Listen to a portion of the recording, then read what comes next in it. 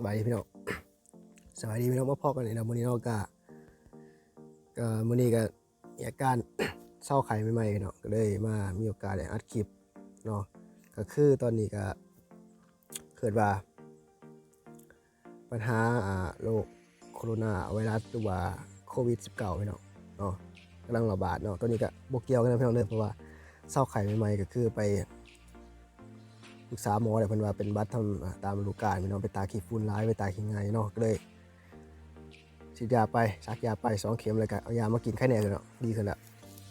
เนาะเจ็บคอซื่อๆแล้วก็เป็นไข้เท่านึงเนาะไข้เศร้าเลยตอนนี้มันเจ็บคอบัดนี้ก่อนอื่นพี่น้องก็ต้องขอบใจแฟนคลับที่ว่าเพิ่นถามไถ่เข้ามาเพิ่นว่าทางฝั่งลาวเจ้าเป็นจังไดเนาะพี่น้องเพิ่นว่าทางฝั่งลาวหวานเบาเรื่องของพยาธิระบาดเป็นยังไงเนาะเพิ่นว่าให้นอนระวังตัวเซฟตัวเองแน่เนาะเพิ่นว่าเนาะก็มีหลายคนเป็นห่วงก็ขอบใจพี่น้องขอบใจทุกคนที่ว่าเป็นห่วงอะไรก็คือ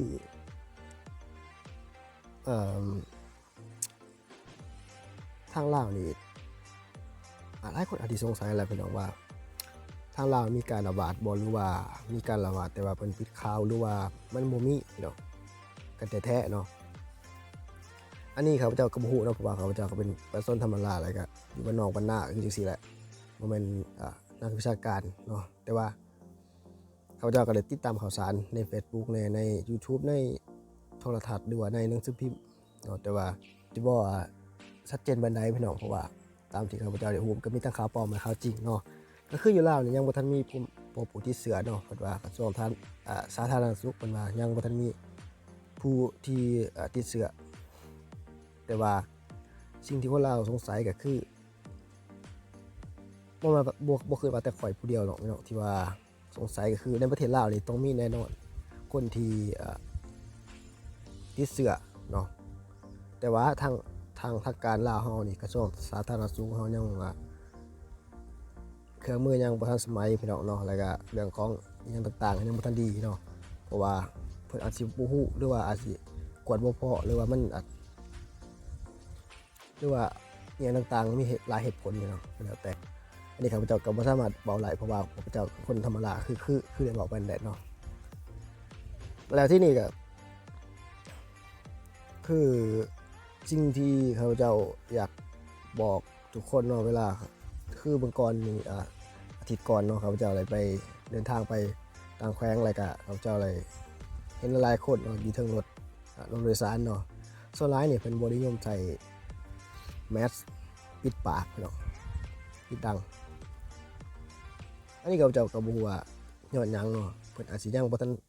บ่ทันย้านบ่ทันหยังเพราะว่ามันอาจสิอยู่ไกลเฮาไกลโตหรือบ่แต่ว่าสำหรับข้าพเจ้าก็ได้พิษกับแม่เนาะ2 คน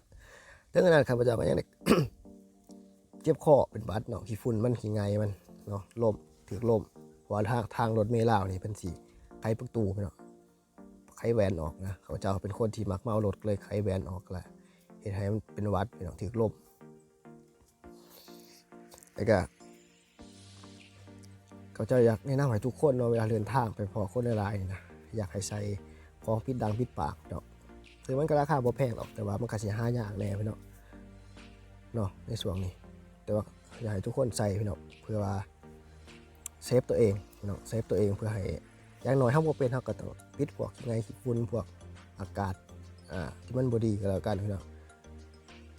เฮาก็ต้องเซฟไว้ก่อนพี่น้องเนาะ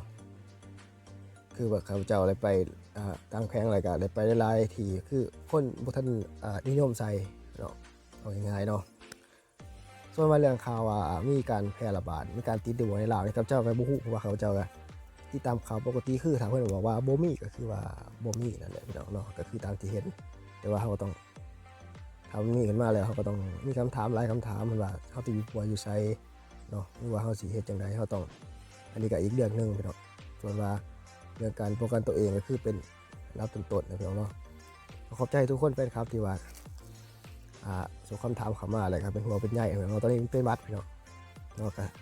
เศร้าหอยพี่น้องกินยาไปแล้วก็คือว่าดีขึ้นพี่น้องเนาะดีขึ้นเลยก็อีก2-3 มื้อก็คือสิได้ถ่ายคลิปปกติพี่น้องเศร้าดีขึ้นนะพี่น้องเนาะกินยากินยังหลายอย่างก็ต้องขอบใจทุกคนพี่น้องที่เข้ามาเบิ่งคลิปนี้ก็ฝากก ดติดตามเนาะกดไลค์กดแชร์คอมเมนต์สามารถพูดคุยเบาจากันได้เนาะเกี่ยวกับเรื่องนี้เนาะขอบใจทุกคนสวัสดี